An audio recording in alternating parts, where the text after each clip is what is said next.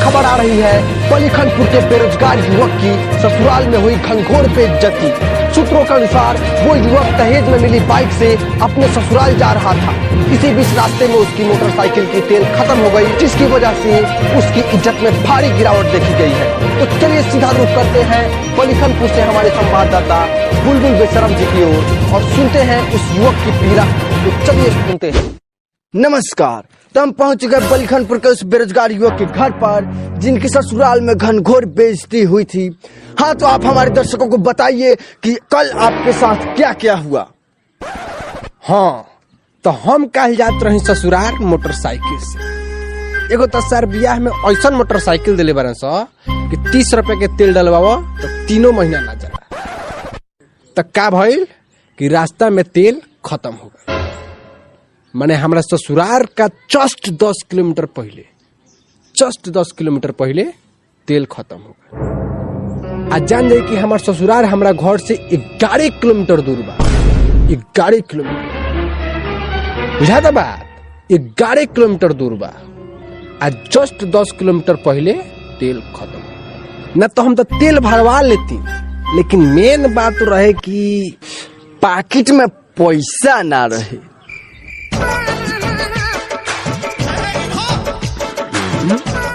ना, पाकिट में पैसा तो रहे, लेकिन उससे जस्ट 10 मिनट पहले 250 ग्राम रसगुल्ला खरीद ले रहे ससुराल ले जाए खाते। न तो हम तो तेल भरवा लेते। उसमें कोई बात नहीं। हाँ, लेकिन हमारे दर्शक जानना चाहते हैं कि आपकी बेइज्जती कैसे हुई। बताइए हमारे दर्शकों से।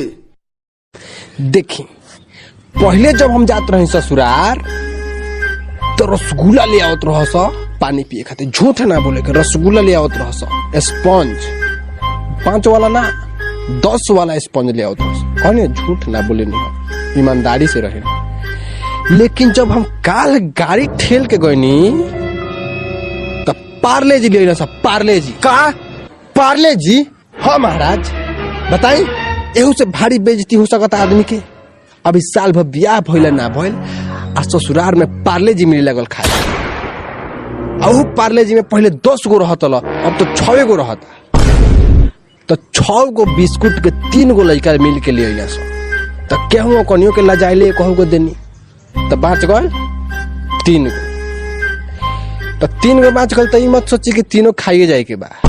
हमें से 2 गो छोड़हू के बा, ना तो कहीं से लालाइल रहल आदमी। तो 1 गो बिस्कुट खा के हम केहू में मन मार के पानी पियली बनी। एहू से भारी बेइज्जती हो सकती।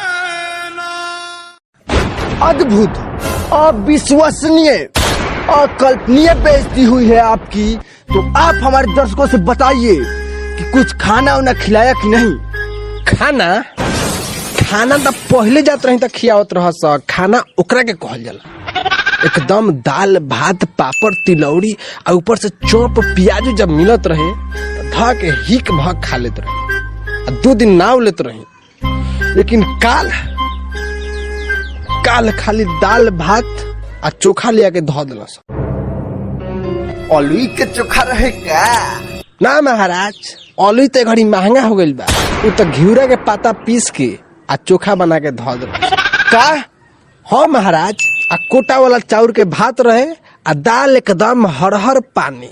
माने हम का कहीं एकदम हम माहुर पी के रह गइल बनी। काल नहीं कुछ बोलल इज्जत गुण के।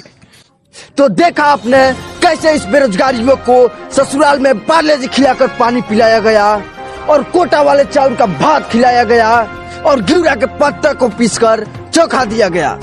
तो हमारे दर्शक जानना चाहते हैं कि इतने घनघोर बेइज्जती के बाद क्या आप दोबारा ससुराल जाना चाहेंगे? ना, बिल्कुल ना। एगो तो हम सही ससुराल बहुत कम जाए वाला आदमी है। हम ओमे के आदमी ना है कि रोज रोज ससुराल जौन चल जाते हो कसम। हम एकदम हफ्ता में 4 से 5 दिन ससुराल जाने का? 4-5 दिन? हाँ, बस हफ्ता में 4-5 दिन।